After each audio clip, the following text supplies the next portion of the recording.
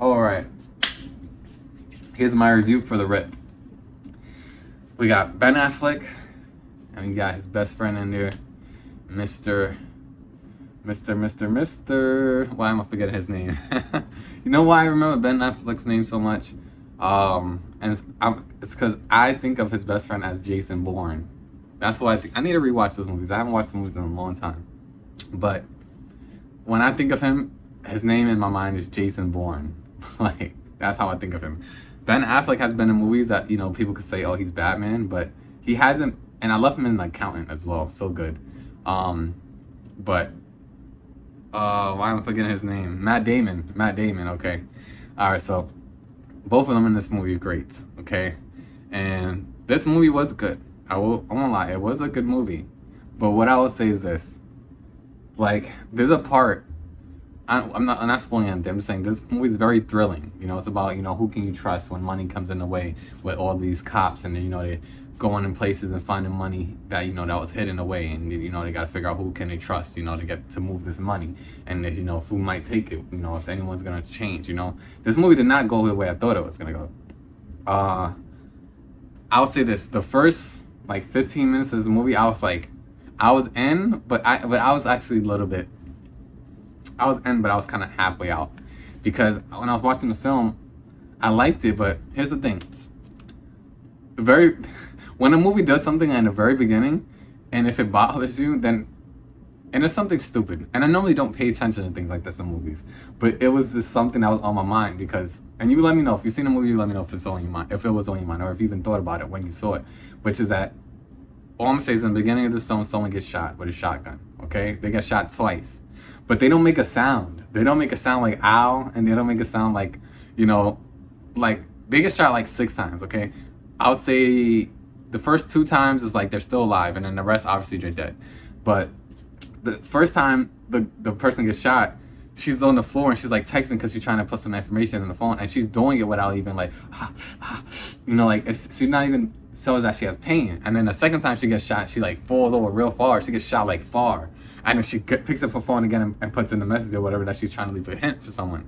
But the point I'm trying to make is that second time when she got shot, how is she grabbing her phone and texting normal? She should have made it sound or she should have been one hand. I don't know. But the point is that part, the whole movie's good. Except that part right there, it messed with my mind. I'm yo, wait, where's the sound? And she got shot with a shot. She need to be feeling like she's in pain.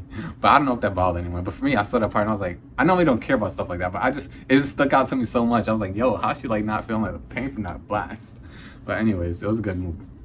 But then we get into the movie as it keeps going forward, and they show Ben Affleck and Matt Damon. I really love Ben Affleck's relationship with his brother Scott Adkins, I believe his name is, and his brother plays FBI agent. He's interrogating him about this, about what's going on in this investigation, and they get into a fight, and then or they just kind of grapple each other for a little bit, and everyone's rushing to help, and then Matt Damon's people asking Matt Damon what happened. He's oh, he's just fighting with his brother.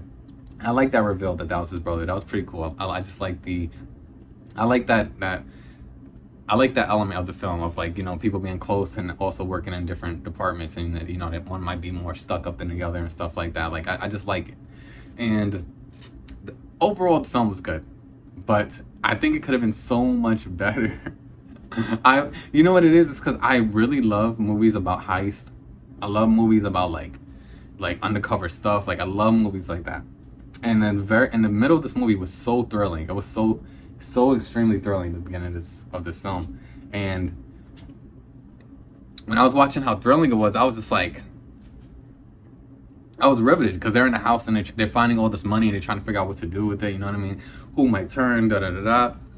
And the direction it goes, it's not a bad direction. It's just that, you know what it is? I thought I was gonna get a big shootout. You do get a little bit of a shootout at some point in this film, but I think in my mind I wanted more bloodshed. I wanted more. I don't know why I wanted that, and it's not I wanted to see them get taken out, but they made the situation really feel like someone, a whole bunch of people was gonna come for this money, and without spoiling much, it just doesn't happen the way I thought it was gonna happen. But I still did enjoy it. one thing that I did think about a lot when I was watching this film was Glenn. Okay, I'm forgetting his name. His name will come back to me. He's a great actor. Steven Yeun. So, Glenn. If you've seen Walking Dead, you know what I'm talking about. Glenn. And I was watching it and I was like, I can't handle him get taken out. I can't handle it. I'm watching the film. I'm like, I don't want to see him get taken out. I don't want to see him get taken out. And they tease it so long. They tease it just in case like he's gonna get taken out. But like, oh man. But there was some good twists in here. There was some good twists I can't say I said I thought it so I can't say I thought it was I saw it coming. So it was a twist. It was a twist. But it didn't pay off the way I thought it would pay off. And honestly, I think this film should have. Maybe I need to see if there's an after credits. I don't think there is.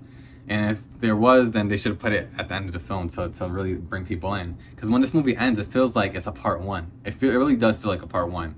Because in my mind, I'm thinking, whose money actually was this? And maybe they'll make a part two. We'll see. But ultimately, I did enjoy it. I don't want to go too long. I really did enjoy this film. And more than anything, I think this made me want to rewatch the Bourne movies because I haven't seen those movies in so long, and I don't even think I've seen all of them. I think I've seen not too many of them, but I just remember my dad loved those movies, and the action and Matt Damon. I just like seeing Matt Damon and Ben Affleck. More than anything, this movie made me want to watch two movies, Swingers and the Bourne franchise, but Matt Damon. That's what this movie really did. And then Sasha Calle did really good. The girl who played Supergirl and in the Flash film, she did good. It was nice seeing her in there. There's a lot of cool actors in this film. But anyways, that's it. Take care. It's Deja Notre Dame. Spread love and light. And this is my little quick review on the rip and how we're gonna sign off. Let's do it with a shotgun blast because that's what they did in the film. All right, spread love and light, and let's peace out.